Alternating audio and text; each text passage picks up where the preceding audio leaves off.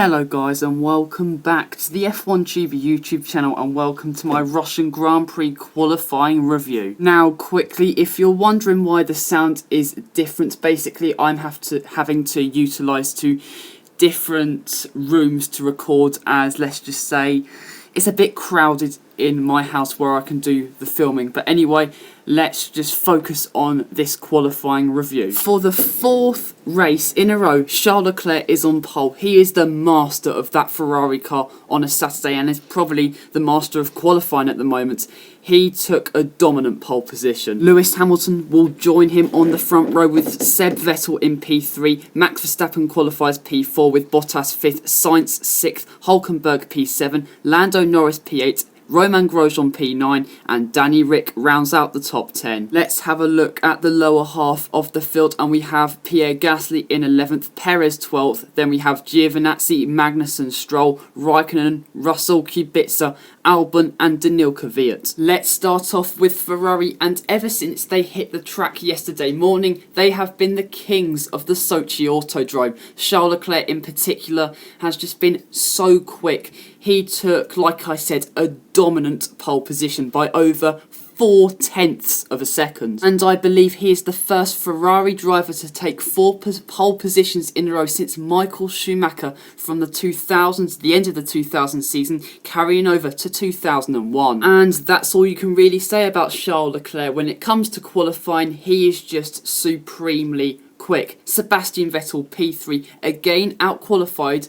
by a slower Mercedes car. In my opinion, that is not good enough. Now of course, Sebastian Vettel, we don't know what he'll do tomorrow, and that Ferrari car isn't exactly suited towards his driving style, but with how quick that Ferrari car is, he should have been on the front row. Mercedes have been unable to parallel Ferrari's pace so far this weekend, but Lewis Hamilton was ecstatic after securing a front row start with a mesmerising final sector to secure P2. And that is the best Mercedes could have hoped for, especially given that Valtteri Bottas in Q3 was all over the place and he had to abort his final run in Q3 and he qualifies P5 but will start P4. And that is because Max Verstappen is taking an engine penalty and will start P9 after qualifying P4.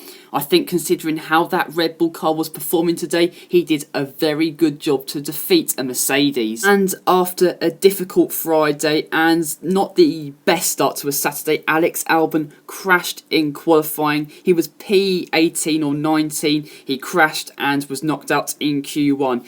And it's been a horrible weekend so far for Alex Albon, and he will have to show his racecraft tomorrow to come through the field. Turn 13 has proved to be a problematic corner for drivers this weekend, and Alex Albon was the biggest victim, basically carrying way too much speed into that corner, sliding, losing the rear, and he crashed rearwards into the barrier. In a tightly congested midfield battle today, McLaren came out on top with Carlos Sainz P6 and Lando Norris P8, and McLaren, I think you've just got to say they've done a very good job this weekend, and big news for them today. They will be partnering up once more with Mercedes for the 2021 season, which I think is a very good move. Renault up next, and Nico Hulkenberg has had the better pace so far this weekend. He has been quicker than his teammate Daniel Ricciardo, and qualifying only goes to show that. He qualifies P7 with Ricciardo struggling in Q3, qualifying P10,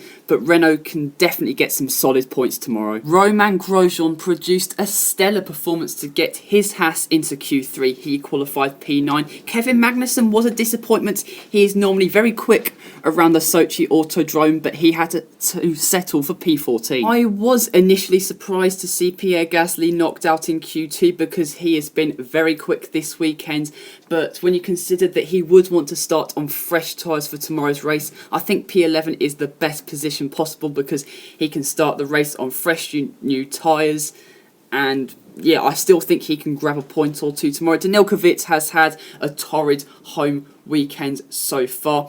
Engine troubles on Friday and in FP3. It's not fared well for him. And of course, he did not participate in qualifying. Racing points, I don't think they had enough pace to get into Q3, but Sergio Perez definitely did mount a serious challenge to the teams that, or drivers that did get into Q3. He narrowly missed out. Lance Stroll, he did do well in a sense to get out of Q1, but then again, I think the racing points definitely has been quicker than the likes of Alfa Romeo and Williams, of course. And to be honest, he hasn't really been a match for Sergio this weekend, so I don't have a clue why I'm praising him. Antonio Giovinazzi is improving week on week, race on race. He once more out-qualifies Kimi Raikkonen, who had a very scruffy final run in Q1. He was knocked out in the first session. Antonio Giovinazzi did well in Q2, to be honest. He qualified P13, and to be honest, the Alfa Romeo hasn't been exactly brilliant this weekend, so I think Gio did the best he could. And finally, Williams, their car just was unable to match any other team. Like every other race this season, they are lacking so much pace. But let us bear in mind that both Mercedes drivers in Q2 qualified on the medium compound tyre. Both Ferrari drivers and Max Verstappen qualified on the soft tyre. So in terms of strategy for tomorrow's race, it definitely will be interesting, with, I assume, a battle of attrition in the latter stages of the Grand Prix tomorrow. But guys, that is it for today's video. Please like this video, comment down below what you thought of this qualifying review, and please subscribe to the F1 Tube YouTube channel. And until next time guys, see you later.